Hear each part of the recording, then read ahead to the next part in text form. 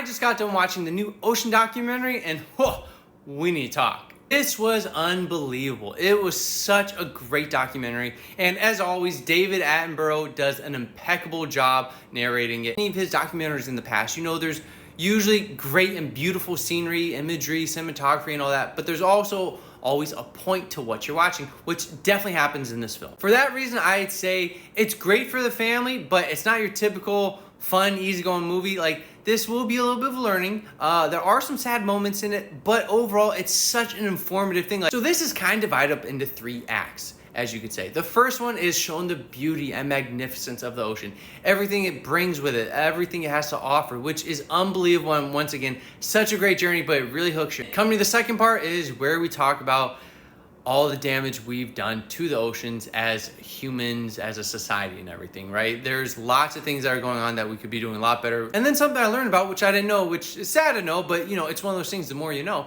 is how many boats do bottom trawling, which is basically where there's a huge net attached to the boat and they attach weights to it and they just go up and down the bottom of the ocean, and it really destroys all that sea life, all the coral, everything that it has to offer, just trying to pull up maybe one specific fish or type of creature, right? The worst part is they end up throwing 3/4 that back into the ocean, so they really only keep 1/4. And even worse is that you would think, oh, is this illegal? Is this not good to do? Whatever. No, it's actually almost encouraged by the government. Nearly 20 billion are subsidized every year, and they encourage people to do that so they can get money, and you know, it's an industry. It was very insightful and interesting to learn. The third act talks about everything we can now do to help benefit our ocean and make it a better place.